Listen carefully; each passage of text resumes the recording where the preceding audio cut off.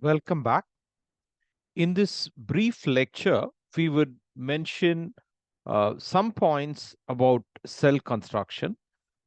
Uh, so we won't go into any great detail on this topic because this is very much dependent on different manufacturing techniques and there are not many general principles.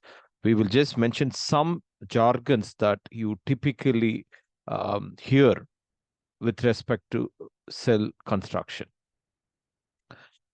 So, in some cases, especially in the case of lithium ion batteries, hermetic sealing is critical for safety. Even if there's a small leak, air leak, oxygen contamination through a leak, or water vapor contamination through a leak or a pinhole, it is a considerable safety hazard.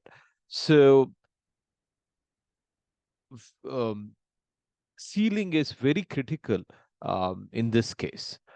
Even in other battery chemistries where contamination via air or water vapor is not that critical, even in such chemistry, battery chemistries, let's say lead acid batteries and so on, sealing is still desirable to prevent escape of gases, let's say water vapor out of the battery. Okay, so you do not want um, electrolyte. In the case of, let's say, aqueous batteries, you don't want water vapor to gradually escape out. Okay, so in all cases, sealing is important. In some cases, sealing is extremely critical, especially in the case of lithium ion batteries. One of the most common and very effective construction is via a cell that is often referred to as a prismatic cell because of the shape of the cell.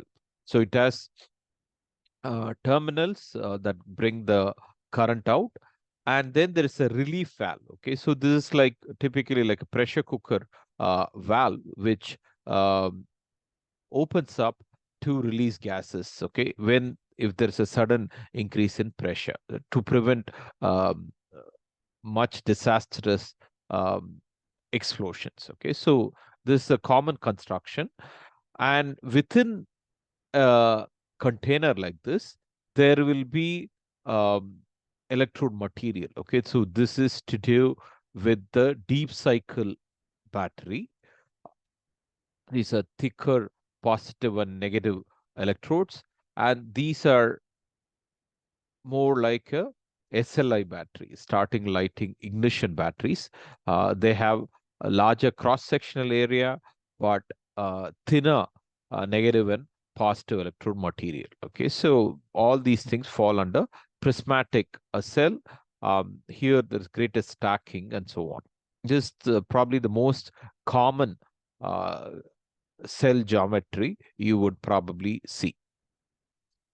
In a small scale level, for example, what the kind of batteries you use in a pen torch or this and many other applications, small scale application, the most common geometry is the cylindrical cell.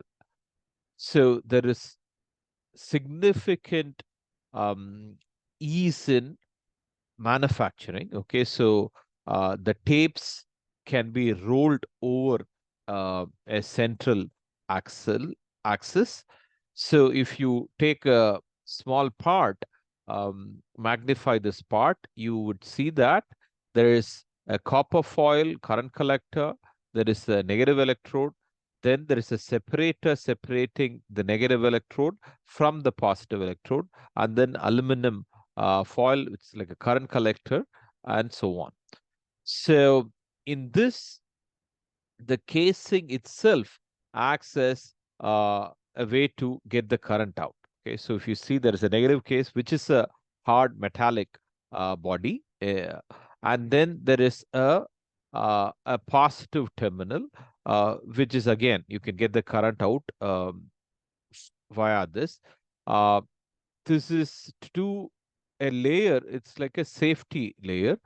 PTC means positive thermal coefficient. So here, when the temperature increases, the current, the resistivity increases. Therefore, the current decreases. Okay, so this um, aspect to with respect to safety, this PTC layer, and then there is an additional safety layer called burst disk, again to release pressure and so on. So even though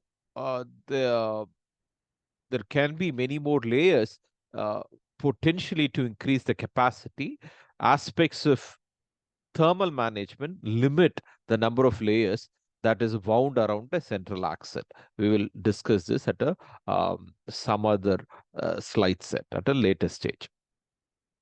So this is probably the most common geometry for a small scale battery. You might have seen this, seen these kinds of cylindrical cell um, for many kind of battery chemistry, for example, NiCad batteries and so on.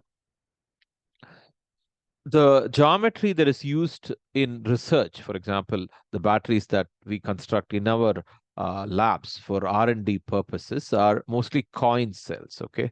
So these are much smaller. They have a negative cap. Again, you can pull out the current out of that. Then you have the negative electrode. Um, then you have a separator separating the negative electrode from the positive electrode. In between the bottom case, okay, which is a metallic case through which you can remove the current out, there is a gasket, okay, so it separates this electronic conductor from this electronic conductor, and also there's a certain amount of uh, stresses that are in this gasket material which provide for adequate sealing. So this is the most common geometry that is used for research purposes. Supposing you develop a new material for negative and positive electrode, you fabricate a small coin cell, and then you can test it for, you can test various aspects of the material and calibrate the battery performance. Another jargon that you might come across is what is called a pouch cell. So here it's just like a flexible pouch, most commonly used for lithium-ion battery or lithium polymer battery. So this is a flexible pouch, and you have two terminals for getting the current out. Okay, so this can also be stacked in some ways. Okay, so these are all common geometries that you would. Here, we are not going to do, um, we are not going to elaborate much further on any of this because this is fairly descriptive material, and it varies from one manufacturer to the other. The next topic we will address is to do with charging of batteries. Thank you.